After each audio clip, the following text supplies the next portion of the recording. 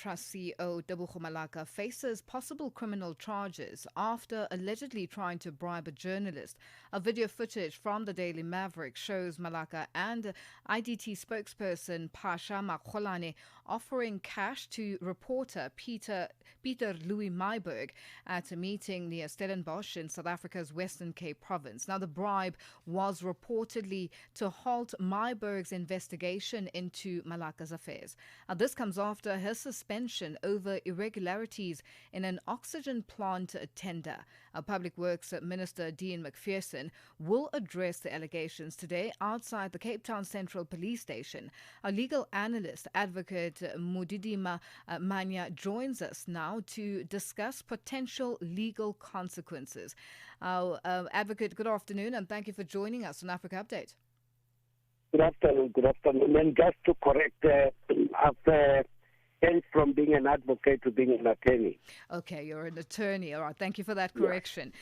Now, looking at this case, and I'm sure you've seen the video footage that the whole country has seen, what specific criminal charges could Tebogo Malaka and Phasha Makgolane face under South African law for allegedly offering a bribe to Pieter-Louis Myburgh? And what are the key elements the prosecution must prove to secure a conviction for bribery?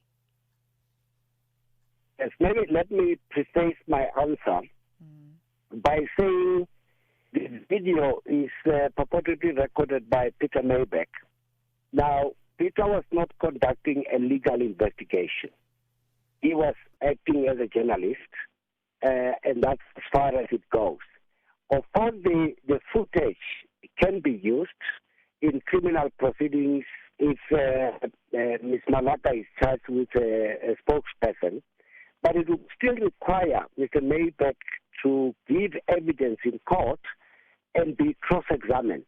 Now, there could be a host of technicalities about the video, and that could include whether it's credible, it's authentic, and all those kind of things. Now, assuming that Mr. Myburgh would be willing to testify, as we know journalists have got a position about their role in matters of this nature. But be that as it may, on the face of it, it looks like it's some form of bribery, which basically engages, giving somebody gratification to influence that person to act or not act in a particular way. Is this now a case in terms of legal terms, whether there might be an issue of entrapment or claims of misrepresentation by the journalist? Look, okay, let me put it this way. I think we all know that people who are engaged in this type of controversies would fight to the bitter end to get themselves out of trouble. I don't expect that Ms. Malaka and the spokesperson are going to admit that they were giving him gratification for the purpose that he stated. So the first point is that there's going to be a dispute of facts, about firstly what the meeting was all about, and if assuming the video is admitted as evidence about what the purpose of this money is, they could easily turn around and say, but he asked for the money. It's just that we didn't give him as much as he wanted. Now, there's likely to be a whole story. There's likely to be stories of he was there's likely to be a story of saying, look, there's a distortion about what is it that this transaction was all about. But it all firstly depends on what they will be charged with if they are charged. And because that influences the type of evidence which will be required. Now, how does Malaka's precautionary suspension over the oxygen plant tender irregularities impact the legal process for the bribery allegations? And could her role as CEO and the tender scandal be used to establish a pattern of corrupt behavior in court? Well, firstly, it depends. The suspension one would be regarded as precautionary, so it's got no bearing on whether she's guilty or not.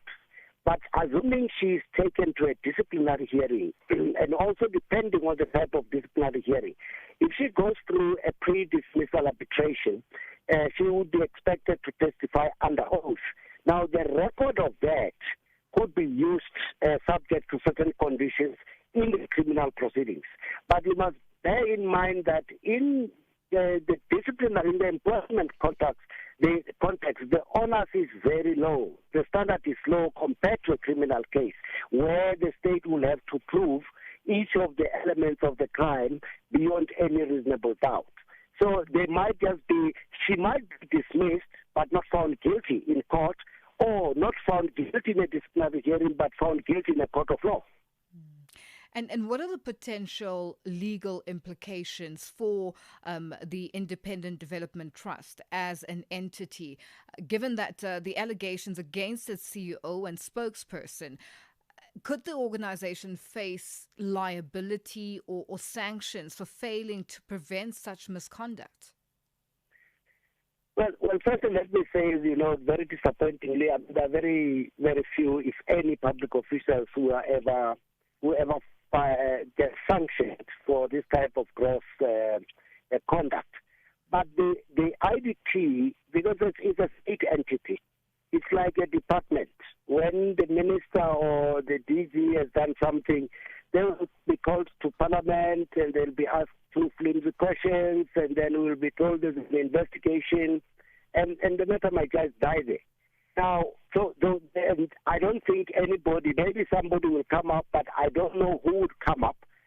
Probably those who lost the tender might come and say, now that there's evidence of corruption, we have lost money as a result of these allegations or this evidence that this thing was not done properly, so we sue for damages. That's a possibility. And finally, just in wrapping up, in the context of South Africa's anti-corruption framework, how might the involvement of the Hawks, the SAPS and the NPA influence the investigation and prosecution of both these individuals, that's Malaka and Makgolane, and what role could the Special Investigating Unit play in addressing the broader tender irregularities? Well, I mean, the SIU would most likely get an interest because part of its mandate is to recover the monies lost by the state as a result of this type of irregularities or corruption, and they may apply to court to have whatever contract were awarded set aside and recover the money. And I think they have been fairly successful and effective. But when you come to the police, as we all know, our police service is struggling. Now, I'm not sure whether we can say with a measure of confidence that we have the capacity to deal with a case of this nature, bearing in mind that we have still not even started on a serious note to process the state capture cases. But assuming the Hawks were ready, they would have to go and fully investigate and probably present to the National Prosecuting Authority, which we hope will also have the capacity to prosecute. So, but remember, there are also prosecution-led investigations. So it might as well be that the new directorate in the NPA is seized with this matter and leads the investigation, which might lead to a prosecution. But as you know, most of this, there's this big noise, there's this big corruption.